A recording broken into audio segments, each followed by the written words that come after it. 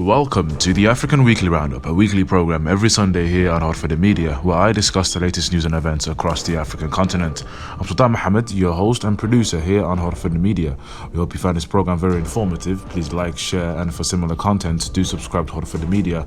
Also, do subscribe to HORUFADHI Media Group's second channel, known as HORUFADHI TV, where you are currently watching this program and where you can find other exclusive programs such as Behind the Scenes and Mahahi Salah, among others. And last but not least, do follow myself, Sultan Mohammed, Suleiman Hashi, Yasin Abdi, and the wider HORUFADHI Media team on our social media platforms that should appear on the screen any moment. Let's get straight into the news. Delegates of South Africa's ruling African National Congress, or ANC, gathered on Sunday to choose a new party leader, pitting President Cyril Ramaphosa against former Health Minister Zweli Mkhize.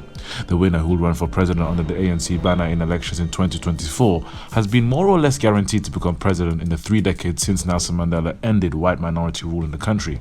But this is no longer a certainty, as the ANC's popularity has waned over that period, and the party faces the possibility of losing its majority for the first time. More than 4,400 delegates at the ANC's 5-day conference in Johannesburg must decide which of the two candidates is best placed to revive its fortunes. They will vote on Sunday after the ANC nominated 2 candidates late on Saturday. The supporters battled in a sing-off in the early hours of Sunday morning as nominations were being finalized. Ramaphosa's backers were singing songs in support of him and were holding up 2 fingers, signaling a second term as leader. Mkhize's supporters were chanting change, and Ramaphosa, is not coming back. Ramaphosa had been the favorite to win until he became under pressure to step down after a scandal. Ramaphosa has been favourite to win until he came under pressure to step down after a scandal involving the discovery of a stash of cash at his farm. Ramaphosa has denied any wrongdoing and has not been charged with any crimes. Former President Jacob Zuma's supporters are seeking to use the scandal to topple the current president. Now, Zuma is facing his own inquiries over several corruption allegations, all of which he denies.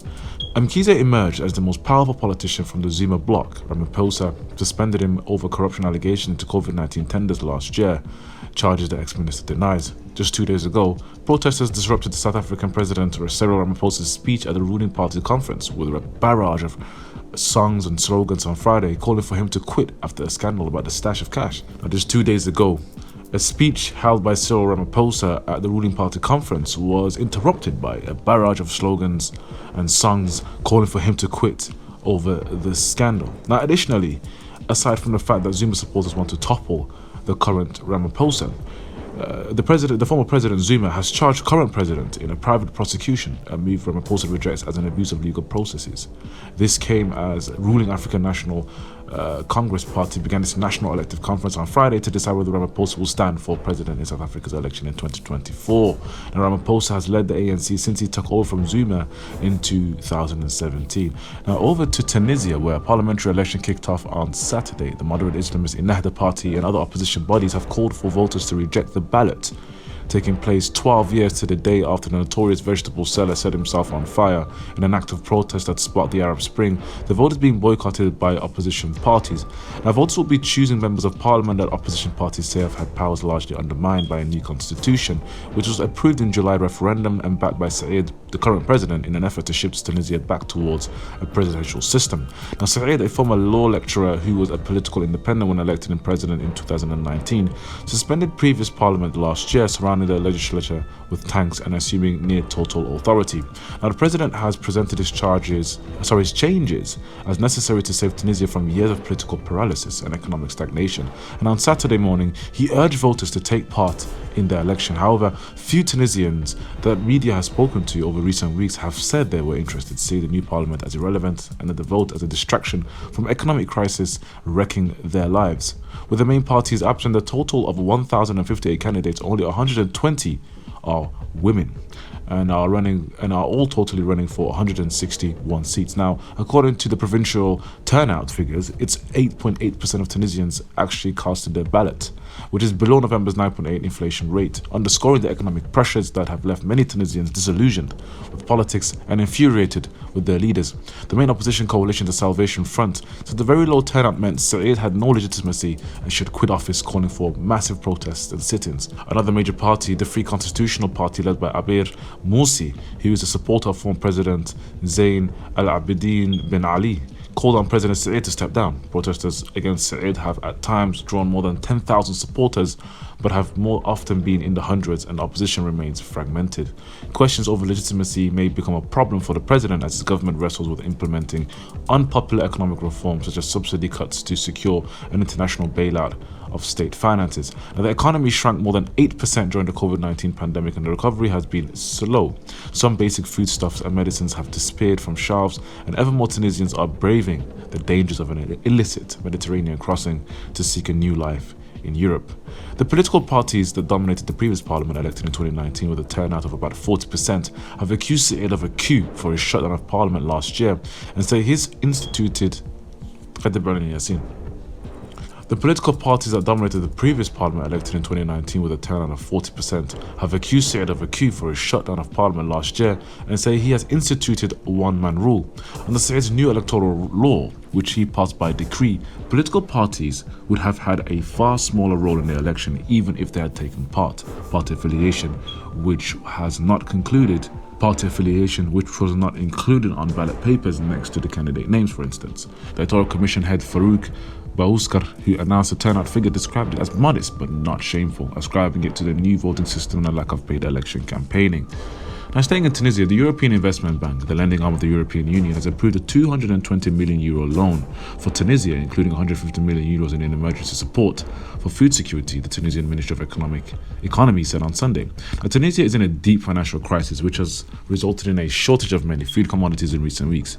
Agricultural Minister Mahmoud Elias Hamza said the loan will help Tunisia to regularly supply soft wheat. This comes at a time where the European Union is working to increase influence on the African continent to counter Russian and China's investments as the EU pledges millions of euros to the African nations. Now, over to the Democratic Republic of Congo, where rain has resulted in a humanitarian crisis. The death toll continues to rise following heavy rain and extreme flooding that have ravaged the country in recent days. At least 169 people have died as a result of destructive rains in the capital, Kinshasa, the United Nations Office for Coordination of Humanitarian Affairs and officials said on Friday. The flooding left another 30 people injured and pulverized an estimated 280 homes across the capital of some 15 million people, in which approximately 38,000 residents have been affected. A joint team from the OCHA and the Government Social Affairs Ministry visited affected areas on Thursday to inspect the damage. Today marks the end of 3 days of national mourning in the memory of those deceased, OCHA said on a statement. The government has confirmed it will organize a dignified and secure burial of those who have lost their lives. An estimate 8.2 million people in at least 20 different nations in West and Central Africa have been affected by heavy rains in recent weeks. On Friday, the UN estimates that 2.9 million people have been displaced and more than 500,000 homes destroyed. Located on the Congo River, Kinshasa has seen a huge population influx in recent years, and many dwellings are shanty homes built on flood-prone slopes of a city that suffers from inadequate drainage and sewerage. Media reports on the flooding earlier this week showed muddy waters overwhelming entire neighborhoods. One man was seen ferrying victims of the flood on his back through submerged streets for a payment of 500 Congolese francs or $0.24. A number of provinces have also been badly hit by flooding since October. In 2019, at least 39 people died in Kinshasa when torrential rains swept through the city's low-lying neighborhoods, flooding entire districts and causing the collapse of buildings and roads. Now over to Mali, where unidentified gunmen have shot and killed 2 officers from the United Nations peacekeeping mission while they were on patrol near the city of Timbuktu, according to the mission's head Al-Ghazami Wayne. "I condemn this heinous act and wish a speedy recovery for the 4 other injured peacekeepers," Wayne tweeted on Friday. The UN's multidimensional integrated stabilization mission in Mali strongly condemned the deadly attack. Mali has been grappling with an armed rebellion since 2012. Thousands of people have been killed and hundreds of thousands have fled their homes. The peacekeeping mission future is in doubt as violence rages in the center, north and east of the African nation. Mali has had 2 military coups within a year between 2020 and 2021. There have also been growing tensions between the UN mission and Mali's military rulers following the alleged arrival of Russian Wagner Group fighters to bolster the government's forces. Now, Germany said on Thursday its forces will stay in Mali within the peacekeeping deployment mission until 2024, only if the military government allows them to operate freely and elections are held. Germany has about 1,100 troops in Mali, according to Berlin. It is the 7th country to decide in recent months to stop or suspend its participation in the UN mission. Last month, the United Kingdom and Ivory Coast announced they were both withdrawing from the peacekeeping mission, one of the UN's biggest operations. Now, France this year withdrew troops from its former colony, deployed separately under its Barkhane mission in Sahel. The force had helped provide air support for the UN mission. And finally, over to Washington. And as the US-Africa summit drew to a close, President Joe Biden announced support for the African Union, joining the group of 20 or G20, a global forum for major economies, as the United States, seeks to build stronger relations with the African nations. Speaking at the Africa-US Leaders Summit, Biden said African leadership and innovation were critical to addressing some of the world's most pressing challenges. That is why his administration has expressed support for reform of the United Nations Security Council to include an African representative, as well as giving the African Union a permanent place at the G20 summit, Biden said. Biden's comments arrive a day after Washington unveiled a string of new investments and trade deals in Africa as part of a 3-day leaders summit in the US capital. Delegates from 49 African countries, as well as the African Union, were invited to talks, a follow-up to the first such gathering 8 years ago under then-President Barack Obama. The US pledged $55 billion for 3 years, which has been criticized by some pundits. African analysts have criticized the lack of agenda at the conference, for instance, highlighting the difference between the treatment of African leaders by Chinese officials in comparison to American officials. A clear agenda and framework, as well as roadmap, was jointly reached between Chinese and African officials during the Beijing African Summit, in comparison to no such thing being done with the United States. Currently, Chinese trade with Africa is 5 times greater than the United States, which worried the West, as African nations increasingly look to both China for economic trade and Russia for security partnerships. And that is the top stories on our program today. Please tune in next week for all the top stories on the African continent.